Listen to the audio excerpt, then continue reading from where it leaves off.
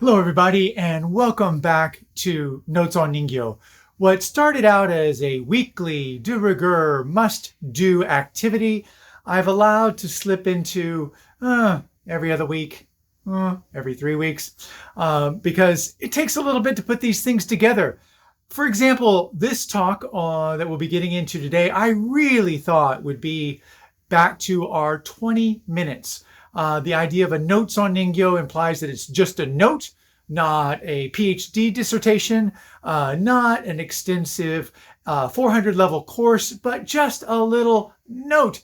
However, as you've seen, whenever I get into it, I just cannot pull on the brakes. I just keep going and I find so many things to share. I learned so much while I'm doing this. Finding new material to share with you guys also helps me enrich my understanding of this amazing and fascinating world known as Ningyo. So let's just jump right in. Again, my name is Alan Scott Pate, and this is Notes on Ningyo. And this week, we are dealing with a particular type of doll known as a MITSUORE, or triple jointed doll.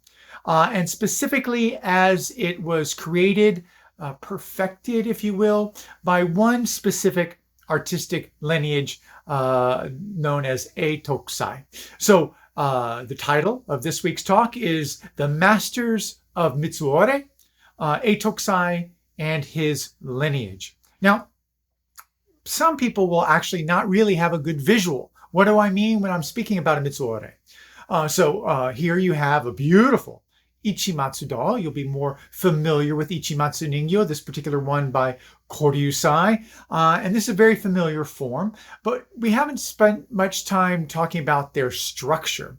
So once you get underneath all the wonderful, sumptuous layers of silken kimono and undergarment, you come up with a body such as this, and this is that same doll. And you'll see the signature cloth there. So the signature highlighted on the right-hand side of your screen. So that says it's Koryusai, the artist Takizawa Koryusai, and that's his signature and seal at the bottom. But you can look at the structure of the doll itself, how it's a fairly soft-bodied doll. The middle point has a voice, a squeaking box. The leg joints are soft. The upper arms are padded so that the arms can be moved a little bit to help facilitate putting on a kimono, taking off a kimono. But the doll is completely incapable of standing on its own. And it doesn't really have any joints per se. There's connections, but not really any joints. So contrast with this soft body construction for the Ichimatsu, we look at this. Now, this is by Etokzai. We'll be getting into it a little bit more, the lineage and his lineage's practices later. But this is an excellent example of structure. You'll see that the doll is perfectly capable of standing on, in this case, her own. You have ankle joints, knee joints, and hip joints. And those are the three joints. Mitsu means three, so MITSUORE is triple jointed. Now, the beauty of this type of structure is that not only it allows the doll to stand independently, giving it a greater sense of stability, but also it can kneel on its own. A kneel zazen, or Japanese style. So you can see the ankle joints allow the feet to pivot out to the side, giving it greater stability. And a little bit later, we'll look at ankle joints that don't pivot to the side, but pivot front and back, which presents a certain number of problems for the owner.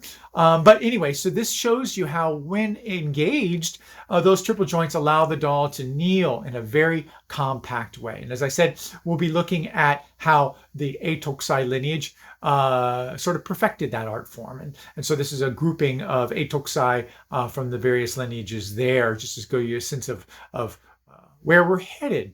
But I am the first one to think that Japanese dolls are the greatest thing since sliced bread. But I'm also aware, excuse me, that they didn't invent dolls. They're not the only ones who created dolls, nor certainly are they the only ones that created articulated dolls. And so, for example, randomly, these are examples from the Boston Museum of Fine Art showing Greco-Roman terracotta dolls that were articulated in the arms pivot and then how the legs were joined. And so this was not a form that the Japanese sort of invented whole cloth. I mean, it exists in world culture. The idea of a doll, you want that doll to bend and you want that doll to be able to adjust to various positions. So it's natural that various cultures would come up with an articulated format. But while they didn't invent the doll, I'm a big proponent of Japanese dolls, obviously. And frequently when I give my talks, I speak about how the Japanese differentiate themselves in the world of dolls from having essentially a 13,000 year linear development, going from figures such as this, a very famous dogu or funerary figure done out of clay.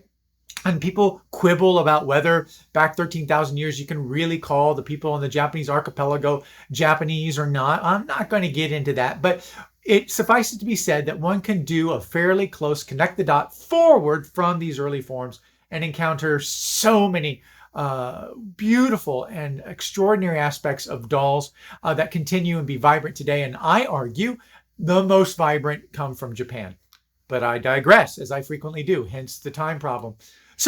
But as we move forward, we get to the year 500 or 600 in Japanese culture, and we find forms called hitogata. And that's another rendering of the same characters for ningyo, meaning human form. But hitogata were very much talismanic figures, propitiatory figures, frequently done out of flat slabs of wood that were either burned in effigy or buried to prevent disease, to give thanks. There are many, many, many functions. But hitogata are a very important seminal linchpin in the development of Japanese dolls.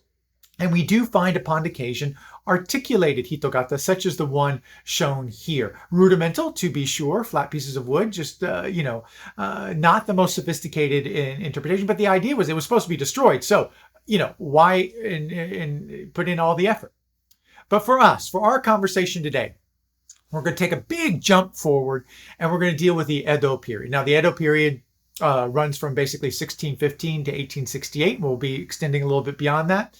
But that's our starting point, because that was really the efflorescence, the golden age of Japanese dolls. And there are so many different aspects of Japanese culture which point to the sophistication, beauty, and importance of dolls in that culture. So, for example, we are going to look at the first real explosion of articulated dolls, and that was largely done in the theatrical realm, in that actors, popular actors, were frequently rendered in doll form and sold to fans around. And to have an articulated element allowed the fan to change costume, to change wigs, as we'll get into. And so very early on, in the early 1700s, we find any number of paintings and woodblock prints depicting women and men holding up puppets and or dolls, depicting their favorite actors. And so here we have two images, both depicting women holding up puppets or dolls of Ichikawa Danjuro, the second, very important acting lineage. And I get into that a little bit more in Kabuki, talks on Kabuki and Japanese dolls in the theater. But Ichikawa Danjuro and his lineage, which continues on to this day, pretty much set the bar and the standard in the early development of Kabuki, and dolls were aplenty depicting this actor, both static and also flexible. A very interesting little tie-in regarding dolls and Ichikawa Danjuro and also painting is that I came through a print, this print, which depicts Ichikawa Danjuro the seventh, holding up his young son who will become the eighth. And in the background is a doll depicting his predecessor, Ichikawa Danjuro, in the role of Yanone, or the arrow sharpener. But what I love about this is that paintings by Toyokuni, you might be familiar with Toyokuni. His father, Toyokuni's father, actually was a doll maker. Kurohashi Gorobe was his name. And he specialized in dolls of Kabuki actors. And so this is a print showing Ichikawa Danjuro the seventh, having basically a doll presiding over the spirit of the backstage area of the Kabuki theater, depicting one of his predecessors in the role of Yanone. But what really set the mark and trajectory on doll art to this day was the arrival on the scene of Sanogawa Ichimatsu. Now, ding, ding, ding, Ichimatsu, that's going to ring a bell with absolutely everybody at this point. And Ichimatsu, as I've explained before, a very celebrated actor known for both his beguiling female roles as well as his youthful roles. He's a beautiful actor, male in roles, female roles. And so he was a sensation. And his use of a checkerboard obi during one performance set a fashion craze, and that became known as the Ichimatsu moyo, or checkerboard Ichimatsu pattern. And so here we have a woodblock print showing Sanogawa Ichimatsu, the actor, in a female role, holding up a ningyo of Sanogawa Ichimatsu in a female role. Now, unfortunately, there are very few extant examples. We know from woodblock print, we know from painting, we know from diaries, we know from all sorts of ephemera and other documentary source that dolls were made and were very popular in the 1700s depicting these actors, and that costume change, role play was a very popular pastime.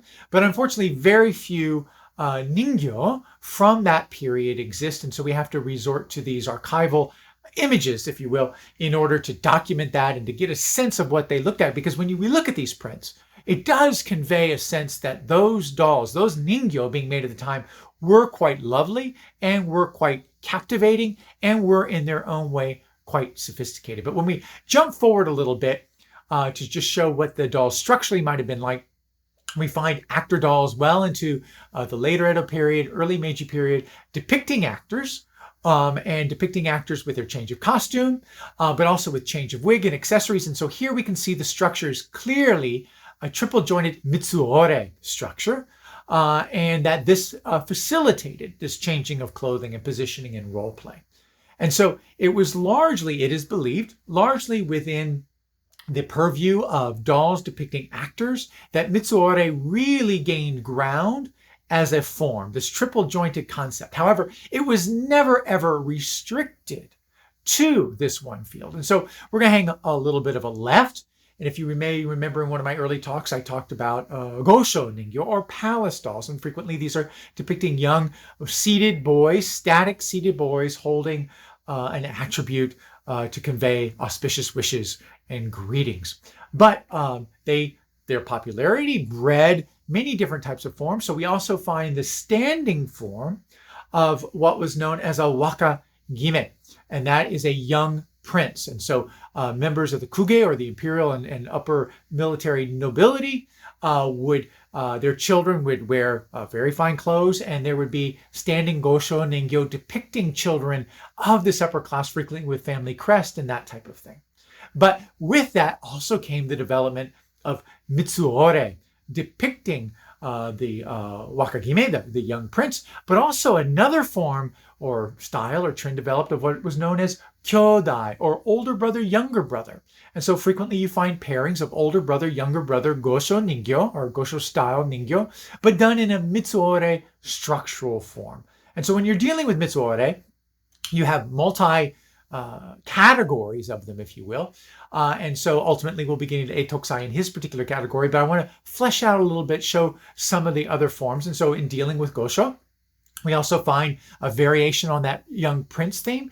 And this is a young prince and princess, wakagime, himegime, a young prince and princess doll done in a MITSUORE format. These were obviously intended for members of the upper class. Incredibly expensive dolls, very fine textiles, exceptional workmanship, largely Kyoto-based, the headquarters of the imperial elite, and for much of the Edo period, the center of Japanese doll making. But we'll also get into the fact that that also spread to Edo, now Tokyo, later, and that is where our other story on Etokzai will begin. But let's go a little bit deeper with the gosho. So here, this was a very large, 36-inch tall gosho ningyo that came out of the the Cleveland Art Museum, Cleveland Art Museum, a number of years ago, that I acquired at auction and had it redressed in Japan.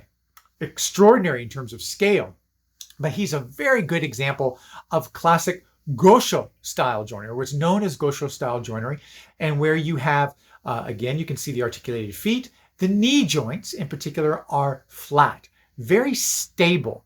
A flat-rimmed upper thigh or lower thigh and then upper shin, if you will, meet to form a very stable base for the doll to stand upon. Similarly, the hip joint is also square cut, and very, very stable. And so this provided the ultimate instability for Gosho and for other types of dolls. And you saw earlier that Etokzai took this as his basic structural standpoint. But we find other dolls employing the Gosho style joinery. So here's a doll I've used with some frequency, depicting Okame, the goddess of mirth, as a Mitsuore. And you can see she also has the flat knee and flat hip joinery of a Gosho. And there you have her in her kneeling position. And this is how it translates, clothed. So who made these dolls? You know, Gosho makers, they were artisanal crafts. They weren't at this point in time recognized as artists. Frequently, they didn't sign their works. Frequently, we really have no idea who did what. But we do know that there was a very strong cross-fertilization between Buddhist carvers and Ningyo makers. And I talked about in one of my previous lectures, Saga Ningyo, which was the ultimate idea of a Buddhist carver getting involved in the Ningyo world. But here, I found this particular Mitsuore boy a few years ago. Extraordinary. Now he's moving a little bit up in our timeline, dating to about 1840, 1850, and we know that because of the very large inset glass eyes. But what's very interesting is it came with an original box, and that box indicates that the maker was Jocho Matsuko Heiji.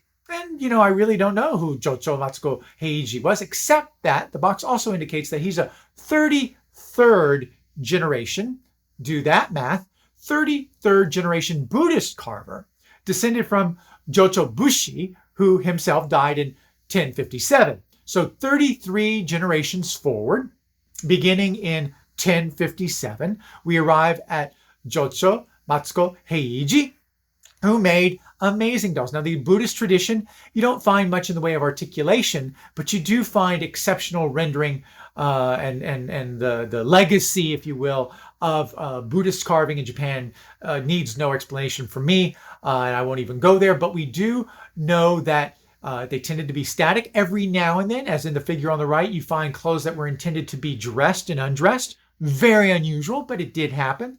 But Heiji's work was clearly hardcore Mitsuore. Triple jointed, allowed the doll to kneel, allowed the doll to stand. And I'll get into his joinery or style of joinery in a little bit, because if you can see, the feet don't pivot to the side, they pivot back and forth. And a very close observer will see that his wrist is also articulated, which is a harbinger of a different type, foreshadowing of a different type of doll called Dakiningyo, which we'll get into just shortly. Now, one of my favorite Hina Ningyo of all time is this Yusoku Hina from Reiganji Temple.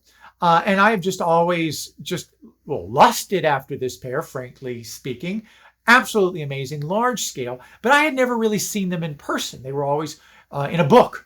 And so once I was at a Ningyo exhibition for the Hina Matsuri for the Tokugawa collection there in Nagoya, and they were on display. And lo and behold, I discovered that they too are Mitsuore. I was gobsmacked. It was just amazing to me that this beautiful pair I had admired all this time, I did not realize it was also Mitsuore. And so to see them standing and to see their articulation was just revelatory. Now, so Hina, Gosho, Isho Ningyo, such as Okame, all got this Mitsuore treatment. And we do find outliers in other media. Now, this piece I learned about way back in, that must have been early 2002 or 2003. A collector in Washington State had acquired this ivory and wood large-scale Ningyo of Tokugawa Ieyasu.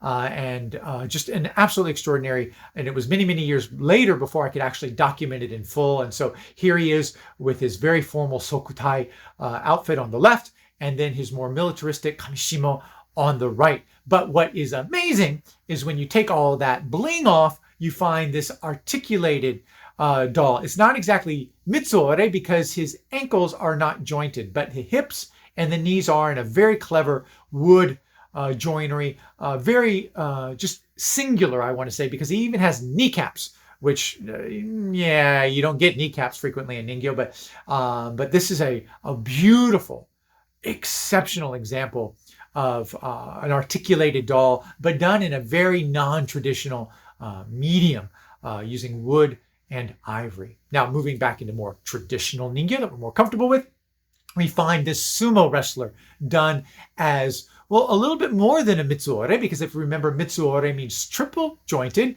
Here you can see we have an ankle joint where the ankles only move forward and backward, a knee joint, which is not our square cut gosho style, so it cannot stand on its own. This is very, very top heavy. We have our traditional hip joint, again, not flat flush like the gosho style, but then we also have an additional joint above the hip called a koshiore. So this would actually be a four-jointed doll. But when we see him from the rear, we can see that when he is kneeling, his calves tuck very tightly and neatly into the back of his thighs. And that additional koshiore allows his upper torso to be positioned just right. Because as you work with mitsuore, you'll find that mitsuore without that koshiore joint sometimes can be kind of teetering, and they don't kind of want to stay upright, and they bob and they weave, and sometimes you're never sure if they're just going to do boom, a little face plant. I'm reminded of that, what is that bizarre bird that dips forward into water? I can't remember what it is. I digress, but that's what it is, because you never know if the mitsuore is just going to go boom right on the table, heart palpitating, heart seizure material. And so the koshiore, this additional joint at the hip, allowed for greater stability. And again, going back to our other material, our paintings and woodblock prints, we know that one of the decided trends of the dolls was moving away from actors and moving toward women and children.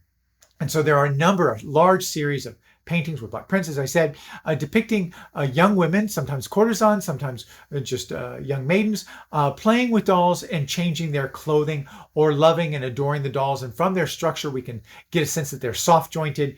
And so it's a wonderful visual romp to find these prints. Again, these are all from the Boston Museum of Fine Art that I discovered in going through preparing for this talk. Now, a painting, remember I mentioned Toyokuni, his father himself was a doll maker, making those Kabuki-based dolls. This is a painting by Toyokuni showing a woman playing with a doll. And now I bring this up for two reasons. One, because frequently in the West, doll is considered child's play. And if you notice, in most of the images I've shown thus far, children are not dealing with the dolls at all. It's very much an adult world. It's the purview of the adults who are working with these dolls. That's not to say it held true on all levels, but when you're dealing with this kind of quality, this level of expense, frequently they were designed for use, play, which was known as te asobi, or hand play. And so our strict hardcore definition of a doll as child or child toy melts down completely. The center does not hold when you get to Japan. Witness.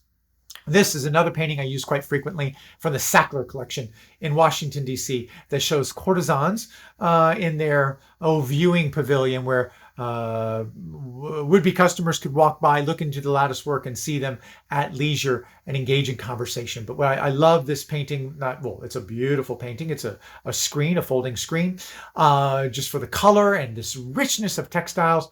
We don't need to get into the plight of these young women. But when we zero in to the central image, arguably the most important of the courtesans there, we see her front-tied obi in black, but there she is whiling away her time playing with a doll, dressing a doll. And when we look very closely, we can see that the upper arm is padded, which allows for flexibility of getting the kimono on and off. And to point in fact, frequently we do find this nexus between courtesan and ningyo, because they not only were courtesans depicted I don't want to say ad nauseum, because one never gets tired of looking at them, but certainly bountiful number of images depicting courtesans in woodblock print and painting exists, but also in ningyo form.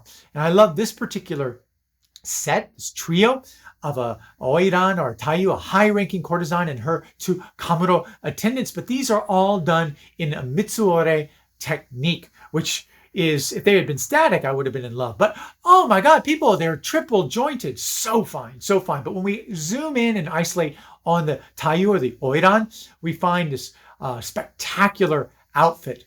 Her Uchigake outer coat with the dragon and cloud motif. Her inner kimono, also the front tied obi there, and her kanzashi. I mean, the hairstyle on this is wonderful. The insect glass eyes, and on another talk I got into the lower green lip there. I won't go into that right now. You can refer to my previous talks on that.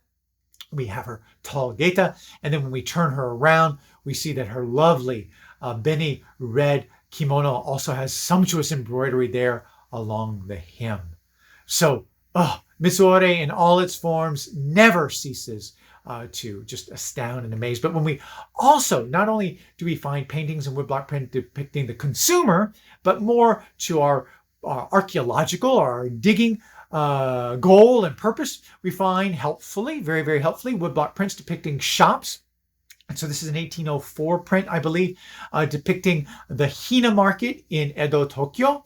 All craziness around that March 3rd holiday, people frantic to get their Hina Ningyo purchased and home and displayed. But when we dial in, when we look up close, we see there, just above the heads of the crowd, slightly to the right of the sign, the Mitsuore Ningyo also displayed on top shelf, boxed, depicting standing and then kneeling. Same doll depicted kneeling. And then below the Ningyo without clothing. So you get a sense. We know they're Mitsuore because we can actually see the joint. The artist was very helpful in actually defining the joinery of the doll so that we know that Mitsuore were sold part and parcel alongside with other forms of dolls at the various markets.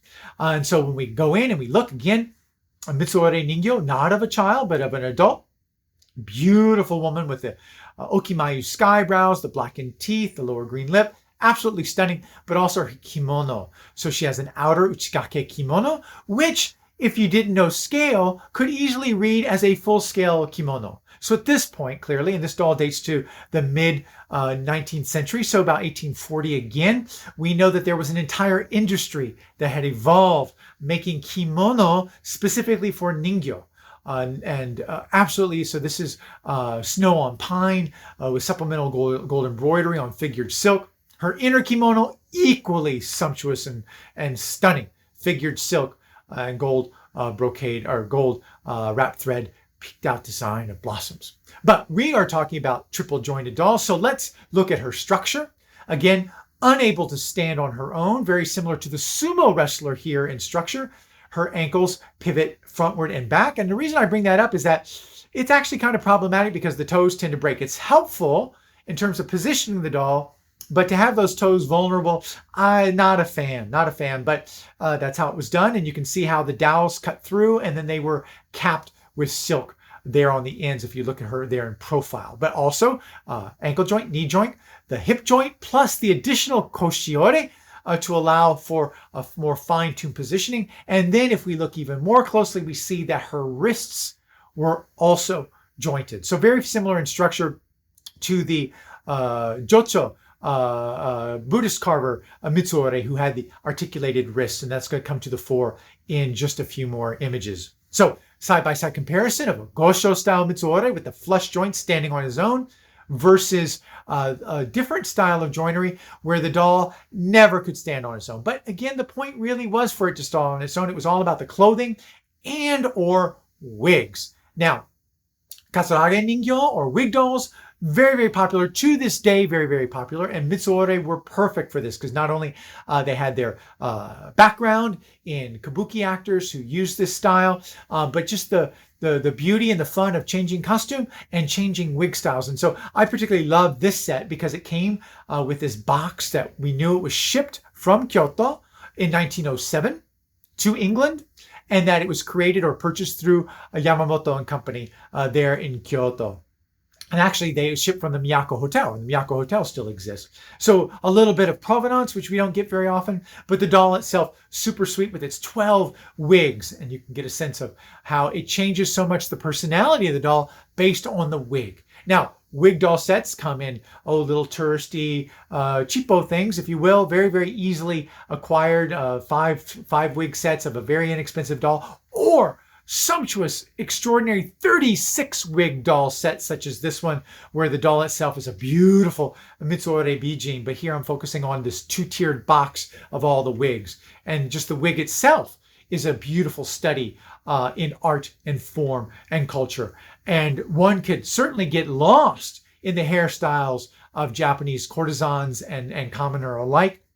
And there are many, many charts. There was until recently a museum in Kyoto dedicated to hairstyles And so you could learn much. And actually this the material that came out of that museum was very, very helpful for me in identifying various woods. So, but this is not a sort of alien territory to the Western doll collector. So here we have a catalog image from Gabriel Olhaver from around 1912 to 1914, focusing on the wigs that were available for Western play dolls. So this is all very common when you start getting into the play dolls of both East and West, that the wigs themselves became a matter of selection. But unlike this chart here, typically one selected a style of wig and there you go. But here, going back a few images, we have this multi-wig set. So very much it was the same doll and many, many wigs, which was the name of the game. So super fun, super interesting, but again, a little bit of a tie-in East and West. Now, another Mitsuore, very popular style was the Hanesama, or the elder sister doll, play doll.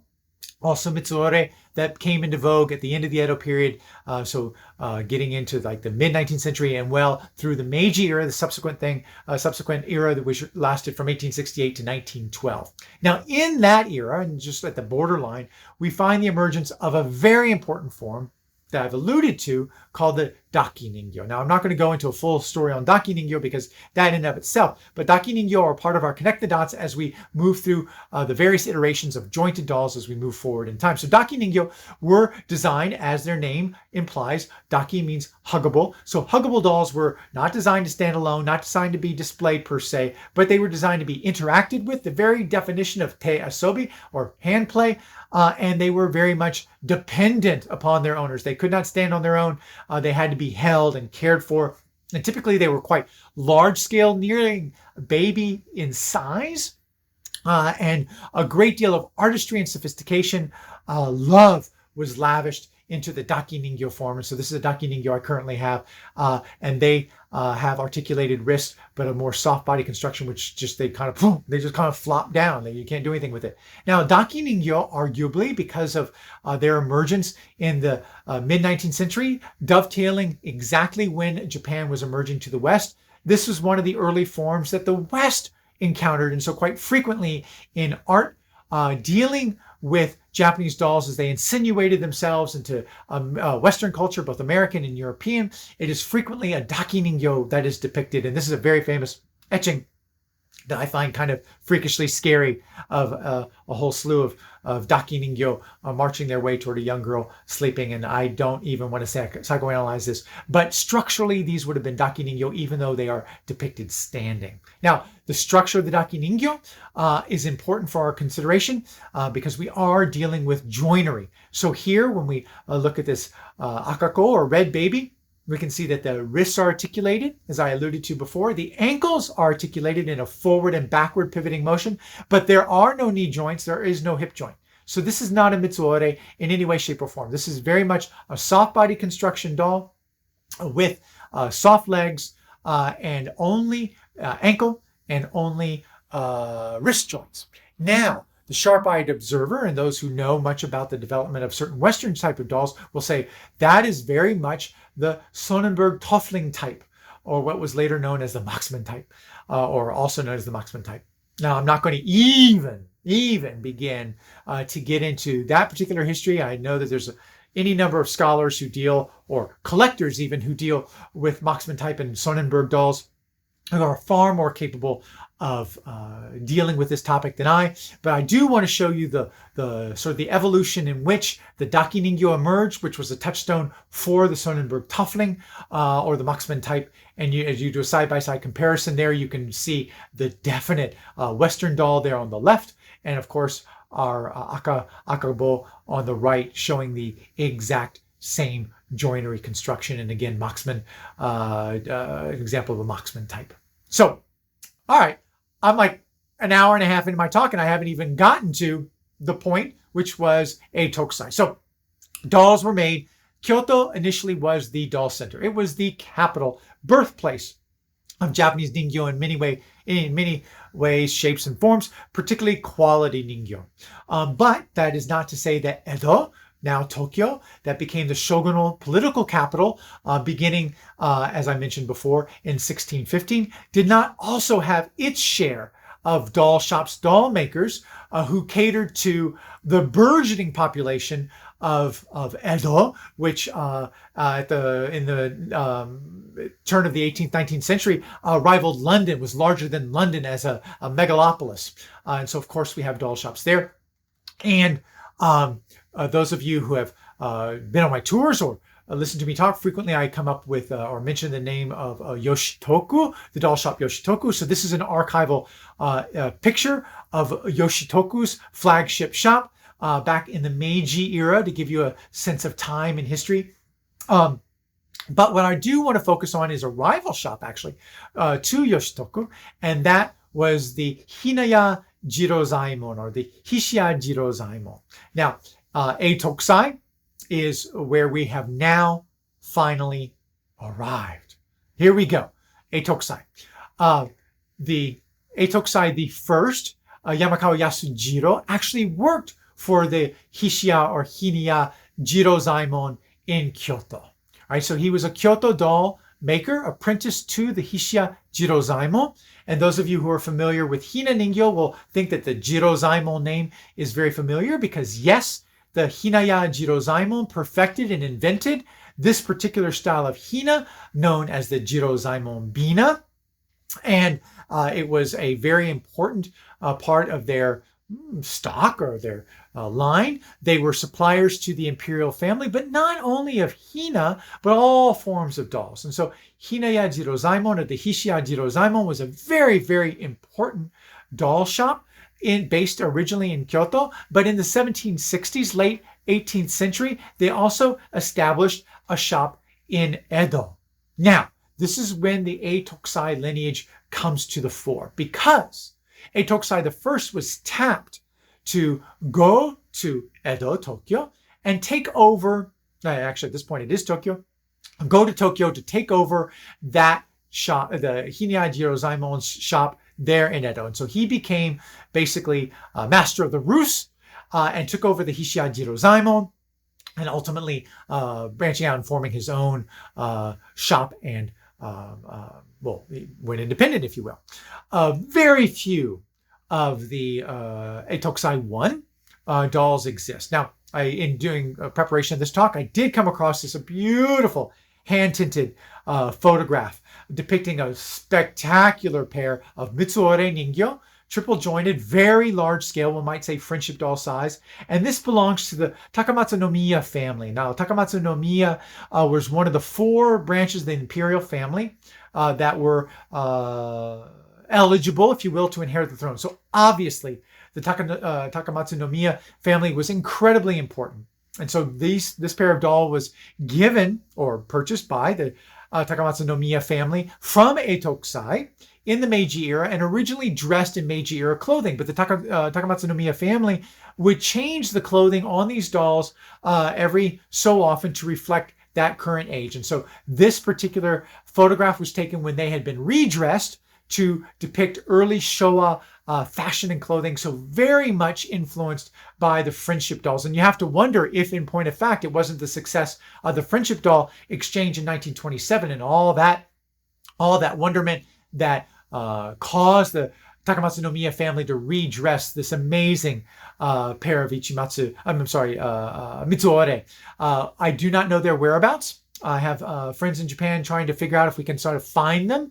But right now, all we have is this amazing hand-tinted photograph of this exceptional pair of Etokzai I MITSUORE Ningyo given or purchased by the Takamatsu no Miya imperial family. So, but we do find smaller, more modest Etokzai I MITSUORE. Again, here a woman dressed in Meiji era clothing. Now, he passed in 1908. As I indicated on that first slide. And so he had several sons, and his eldest son, Keijiro, so Yamakawa Keijiro, became Etokzai II. Now, Etokzai II arguably took the Etokzai name and lineage to a completely new level. He was known for his meticulous craftsmanship, his meticulous sense of textiles, and very much Ningyo that were reflective of the day. And fortunately, we find a number of Etokzai II Mitsuore Ningyo, like this beautiful young girl, just absolutely stunning. Etokzai faces have a slightly open mouth, and their teeth are exposed. So whereas we don't find signatures per se, like the signature cloth that I showed on that very first Ichimatsu doll way back in slide number whatever. It tends to be looking at the hands and looking at facial rendering, which leads us to an attribution, if you will, to Etokzai, unless, of course, we have boxes and paperwork, which some of the examples do. But I love this particular example because of the braided hair. Just so evocative of the early 20th century aesthetic in Japan. Western, but not. And again, a beautiful Etokzai girl there shows standing and kneeling, wearing a crested kimono, again, in a Taisho kind of style. Now, the next doll, I love this MITSUORE, and you can see her. She's right here with me, presiding over this lecture. She's nodding her head. Yes, I am special. Now, this is one of those dolls we don't have a box, but I have attributed to Etokzai because based on eyes, based on hands, based on face. But she is, irrespective of who made her, absolutely extraordinary, so wonderful, able to stand on her own. But what also quite unexpectedly is she's wearing some French underwear. Go figure. The girl's got some taste. So this is a Western style lace undergarment with a little pocket there that she wears underneath that. And then even further down, we can get into her structure, how she's seated, and a very detailed shot of that back leg joint. Again, Gosho style joinery, very flat there at the knee, giving her extra stability, and a detail of how the pin mechanism is secured with a cloth, a little Chirimen crepe cap, and then how that joint actually works, where the entire calf comes up and dovetails there into the thigh. Now, Etokzai, a master. Just so wonderful in his renditions, the textiles that he employed, and not just having a superficial gloss, but that he would dress his MITSUORE the way children would be dressed. Multiple layers of actual kimono, each one done for the doll itself. So here we have a classic Etokzai boy dressed in formal haori and hakama trousers, and a detail there of the hand, the splayed fingers, much in the position that Etokzai did. The kimono, the inner kimono, having that amazing sambaso design going on. When we take the outer haori off, we can see the inner kimono there underneath the hakama. And then when you take the hakama off, you see the kimono. And again, a sense of the fading. Now, this doll does have some fading, so that sort of lighter blue color is there. Originally, the entire kimono would have been that same steel blue. Absolutely wonderful. But when we take that off, we find yet another layer of an inner kind of a harajuban kind of kimono. Oh, so, I love that shoulder treatment. And then again, you take that off and voila, you have the structure of a classic Etokzai MITSUORE articulated ankles there with the tabi socks, flat jointed knees, flat jointed hips. And again, when we do our comparison with the Gosho Ningyo, there you go. That was his template, but slightly different body construction in terms of the fatter waist, less cylindrical torso. So Etokzai 2 created a number of dolls, and again, fortunately, we have a number. So this is a very large scale, 34-inch, I believe, very akin to the same size as that Takamatsu no Miya pair that we would have seen, but dressed not so much imperial, but more as a merchant with the sort of the haircut with the bangs, and then at the top he's leaning forward slightly so you can see that he has that nakasori or shaved spot on the top of the head. So very much a young boy prior to his coming of age ceremony. Now, Etokzai's treatment of hair very much reflected the period, and so quite frequently you have this sort of shaved head of the or shortcut hair of the Meiji and Taisho era. And this is a beautiful, beautiful Etokzai 2 example that was published in Rokusho, a very good publication in Japan, published this doll. And here again, a sense of the hair, how he did it in the keiwei saiku technique of the individual hair, silk fibers to create this hair component of a Western style hair, if you will. But again, the eyes, the mouth, very much Etokzai. Now, next. Everyone's tired of my favorites. Well, hello. This one, I recently sold this one, and I miss him already. This is by far the happiest Etokzai boy you will ever encounter. Jaunty, laughing, again, extraordinary textiles, all the workmanship. But look at the face, people. I love this little boy. Just pure joy. And again, that Etokzai, a short haircut. So, leave on that note for Etokzai 2. Now, Yamakawa Hojiro, was a younger brother of Etokzai II. Now, he continued in the lineage, but he didn't pick it up until after Etokzai II's death in 1928, so in the beginning of the Showa era. So that'd be Showa 3, Showa Sannen, when he took over the lineage as Etokzai. And he continued very much in the tradition, keeping what the lineage was known for. He made hina, he made other dolls, but also his mitsuore. And again, keeping up that tradition of very fine textile work. So here you can see the back of his haori. And then we shed all the kimono, haori, hakama, inner kimono. We find that very signature-like Etokzai body structure, but done in a non-pigment gofun, sort of a very white gofun. And this is Etokzai III beginning to flex his artistic independence within the lineage. Now, Etokzai III is an amazing story. His odyssey, and it is nothing short of an odyssey, is quite interesting, because as the youngest son, he wasn't expecting to take over the lineage. He learned his craft well, very well skilled, but because his older brother was the new lineage, he really expected his older brother's son to take over. And so he was sort of like, now what do I do? Too young to form his own lineage, very much under the shadow of his older brother. And so he hoofed it to America. Yes, he went to St. Louis at the time of the St. Louis exhibition in 1904 to work the fair, if you will. Specifically to help fix and mend and repair any number of the Japanese artifacts and art forms that were sent over to display at the Louisiana Purchase Exhibition in 1904 there in St. Louis.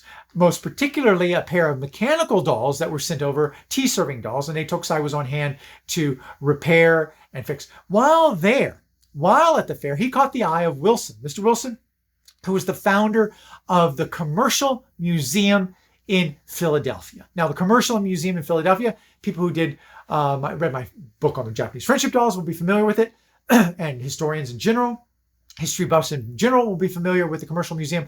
And it was founded upon the detritus of the World's Fair in Chicago in the 1880s. And so Wilson, what are we going to do with all this stuff that the cultures of the world had sent to Chicago for the World's Fair? When the World's Fair is over, what happens to it? Well, he prevailed upon the various countries to donate that to his new museum in Philadelphia, where it was known as the Commercial Museum, which is an odd name. And you can see the Japan Pavilion there. So material from the Japan exhibition of late 1800s, from the Chicago exhibition, came there, lived, more material was acquired. He called it the Commercial Museum because it was supposed to be a showcase, a display house, an information clearinghouse for American businessmen and those interested in international cultures to come to the Commercial Museum. They actually had portfolio, little takeaway packets of information, statistics on the various cultures, but people could also walk through its halls and get a glimpse of flavor, a taste of what those cultures were like. So here we have the Japan Pavilion there at the Commercial Museum. It had a nasty end I won't go into there. But the Commercial Museum, for friendship doll purposes, was famous because Miss Saga was supposedly placed there. I say supposedly because I have my own theories on that. But again, I digress. Let's get back to Etokzai. Wilson, after the close of the Louisiana Purchase Exhibition in St. Louis, prevailed upon Etokzai to come to Philadelphia to work in his museum, creating very high quality, very high detailed mannequins, ningyo, depicting various cultures of the world. So here we have a Filipino on the left, or drawn from Filipino culture, traditional Filipino culture. And then on the right, a large-scale life-size figure done on Chinese culture. And Etokzai would be there from, I forget the exact year, but 1907, say, all the way through his brother's death in 1927 and 1928. So he lived a good chunk of his early adult life in Philadelphia, working for the Commercial Museum. Not much is known about his private, personal life while he was living in Philadelphia. That's a very good, very interesting research topic for some enterprising young scholar out there. I don't know if I'll ever get to it, but very interesting how he lived, how he worked at the Commercial Museum. But upon his brother's death, he returned to Japan, where he became Etokzai III, the last of the lineage. Now, the photograph here is very interesting because upon his return, he picked up the baton. And he continued, the Etokzai shop continued to supply dolls for the imperial family. And so here is a piece that was donated to the Dowager Teime, or the a wife of the Taisho emperor, who passed in 1926. So mother of the Showa emperor, Hirohito. And this doll set was donated to the Empress Dowager Teime in 1932 when Etokzai was 68. And so there's a lot of press photographs taken of that. But I particularly am enamored with this. The other was a Gosho doll, Gosho Ningyo. Here is a beautiful Jiyu Ningyo, a new term for you all. Jiyu Ningyo literally meaning freedom doll or free movement doll. One might also call it a pose doll because of the elastic elements in the joinery, which allow the doll to be positioned in various ways, and we'll get into that a little bit more. But this Jiyu Ningyo was also donated to the Empress Teime, and we have a similar example that was published by Yoshitoku. I'm not sure if it's in Yoshitoku's collection, but it was published in one of Yoshitoku's catalog. Same kimono. I was delighted a number of years ago to come across another rendition that was done 1 year, so in 1933, after the donation to the Dowager Empress Teime. But the exact same type of doll, box with description explaining the madness behind the creation and donation. But the exact same doll, also a Jiyu Ningyo. So wonderful. Again, artistically, Etokzai was the bomb. His brother had nothing on him. And again, I love the facial expressions and renderings of we can get all gaga over the articulation, but the faces were just so fine, so fine. Happily, interestingly, that box also contained his shop label because the doll itself was not signed. But the shop label, at least, so this is how Etokzai was billing himself in 1932 as he took over the lineage from his elder brother, Etokzai II. Tokyo-shi Nihonbashi Dori Jikendana Yusoku Obina Ningyo-shi Etokzai. And translated, it gives the address in the Nihonbashi section of Tokyo and the famous Jikendana doll area abutting the Mitsukoshi department store. And he's still billing himself as a Yusoku Hina shop. So Yusoku, again, that imperial style of Hina that I mentioned earlier, that was the shop's main material, was still creating Yusoku style Hina, not only for the imperial family, but for the population at large. And so signed Ningyoshi Etokzai. So continuing the lineage there on the left. Now, my first exposure, and I'm sort of winding it home here, was with this doll. Now, I did not know about Etokzai when I first found this back in like 1993 or 4. I was doing a Bustamante fair. Now, those of you who are in California and remember the good old days of some of the antique fairs that were run by Bustamante in Los Angeles and Pasadena and up in San Francisco, the Merchandise Mart, was now the Merchandise Mart. I found this doll. I was captivated by this dramatic posture, but more importantly by the face. Loved it, had no idea who it was. It wasn't only until much later that I learned that this was an Etokzai example. I know, so clearly Etokzai did not just restrict himself to Hina. Clearly Etokzai did not just restrict himself, or the lineage did not restrict himself to Hina or to Mitsuore, but also did these wonderful historical characters. And also more recently, I come across this Etokzai of Momotaro the Peach Boy. And I could go on, I could do an entire talk just on this particular Momotaro. But clearly there was a box, so we know it was Etokzai, describing this as Momotaro, but beautiful face, wonderful posture. But oh my goodness, people, the textiles were to die for. Real metal blading with the folded element on the sword, simulated glove hands, leather, supplemental embroidery on that silk brocade. Oh, there, this crest of the bamboo done in a silver wrapped thread, excuse me. Just top to bottom, exceptional quality. And that, my friends, was the hallmark of Etokzai Ningyo. Just exceptional quality on every level. And again, the face. You gotta love him. So, and then winding down, Boys' Day dolls. And if you remember my Boys' Day talk, I did this because this particular doll was voted, or the character was voted as Badass of the Week. I may regret that talk, but anyway, Badass of the Week there by Etokzai. The realism, the amount of detail in the faces, make it just unquestionable. But also we have the original boxes, which doesn't hurt at all. So rounding the final stretch here. So basically this talk has also been about lineage or the progression of jointed dolls, articulated dolls, from the MITSUORE forms, both Gosho and other styles, to the Dakiningyo, to Ichimatsu, to the Jiyu Ningyo. So I want to do a little bit on Jiyu Ningyo because that segues into our next week's talk. So here's a sales catalog from Yoshitoku, and the bottom picture shows a young girl playing with a Jiyu Ningyo because it was a pose doll. You turn the head, it stays. You lift the arm, it stays. You lift the leg, it stays. Whereas with Mitsuore and certainly with Ichimatsu, you could not pose the doll. You could stand it, you could leave it alone, walk away on a Mitsuore, and it could stand as long as nothing vibrates too heavily. But the doll itself would flop back into original position. The joints were loose. But with Jiyu Ningyo, they were posable, and that was using elastic and ball joints to create this elasticity and posability, if you will. Now, I am not one for sour grapes, but if there was one that got away from me and just kind of ticked me off, was this. Now, this also, to my credit, the collector who found this at General Antique Fair.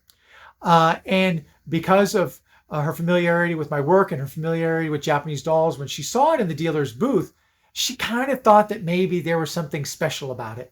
So she sent me a photograph by her phone. I said, you better get back in there and buy it, or I will. Because this turns out to be a Goyo. And we won't go into Goyo again, but there we go, Goyo. All roads lead to Goyo ultimately. A Jiyu Ningyo by Goyo. Just absolutely stunning. She was able to acquire it for, let's just say, a fraction of what I would have had to pay for it in Japan, and certainly a fraction of what I would have had to forcibly sell it for in the US market. But they're taking off his Haori. And he was wearing a kombi, very popular with the friendship dolls, and on the back, the Goyo signature. My one regret is I have not yet taken a picture of this to show his structure, because undoubtedly underneath that kombi, which was sewn into place, which is why I didn't do it, is an extraordinary body as well as just an extraordinary face over there. His seal and inner kimono. Yeah, there we go. Okay, so segueing into next week, but also keeping with our topic, this is an archival hand-tinted photograph from Yoshitoku collection again, showing a stupendous Ichimatsu Ningyo pair that was sent to Rochester, New York, in the late 1930s, sort of a revisiting of the Friendship Doll Exchange, if you will. But companioning those two large Ichimatsu Ningyo were the two dolls at the bottom that were also Jiyu Ningyo, or these articulated dolls. So that form continued to be popular well into the 1930s and the post-war era. So here's a picture of those two dolls as they are with those Jiyu Ningyo, very well cared for in the library, the children's department and library there in Rochester, and a detail of the Jiyu Ningyo in kneeling position. Now, Jiyu are arguably the precursors to ball jointed dolls. And there's going to be a lot of people who give me a flack for that, because a lot of people feel that ball jointed dolls just sort of like Venus popped out of the head of Zeus with no precursor. But they're precursors. And the Goyo lineage many of the lineages experimented with articulation and joinery, as we've seen, beginning in the early 1700s. So this is another articulated Jiyu style Ningyo, but with very, very sophisticated ball jointed dolls by Goyo. And very realistic. But it was that sense of articulation which led on to the BJD movement of today, but also prevalent in the art of Yotsuya Shimon. And Shimon-san I've spoken about before, and we'll do a talk just on Shimon-san at one point, pioneer in the contemporary art doll movement of Sosaku Ningyo, and a number of contemporary museum collections, and just an amazing doll artist, very much alive and well today, continuing to practice. A character, believe you me. So there we have it. Mitsuore from origins way back when to its current iterations and contemporary artwork such as Yotsuya Shimon-san, but focusing by and large with a big diversion in the Etokzai lineage. I hope you enjoyed that. A little exploration, a little more putting some flesh on the bones of Ningyo, and no pun intended there. So again, This has been Notes on Ningyo. I have a number of books which treat in various details both Ichimatsu and Mitsuore, and these are available through Amazon, some through my website. I hope you look into that, but please stay tuned for another edition. Won't be next week, maybe not even the following week, but eventually I will do another Notes on Ningyo, the ties that bind Japanese doll exchanges of the 1930s, and I'll go in deep about that doll set from Rochester that I previewed there, amongst a number of other very important, very surprising doll exchanges. Okay, little spoiler alert. Did you know that the mayor of New York, LaGuardia, sent dolls to Japan, known as Mr. and Mrs. America? Wink, wink. Their trip didn't end well, including, a loss of a head and a hand somewhere along the way. But we'll get into that next week or next time. So until then, my name is Alan Scott Pate. And please feel free to reach out to me and contact me via my website, via email, via phone, via my Facebook page. I've been so much enjoying all the photographs that people have been sharing of their dolls. We've been answering a lot of questions, discovering some new pieces, and it's been fun in and of its own right. But until then, again, this is Alan Scott Pate. This has been Notes on Ningyo. And please stay tuned for my next talk, which will be the ties that bind Japanese doll exchanges of the 1930s. Until then, please stay safe, please be well, and all the best. Thank you. Bye-bye.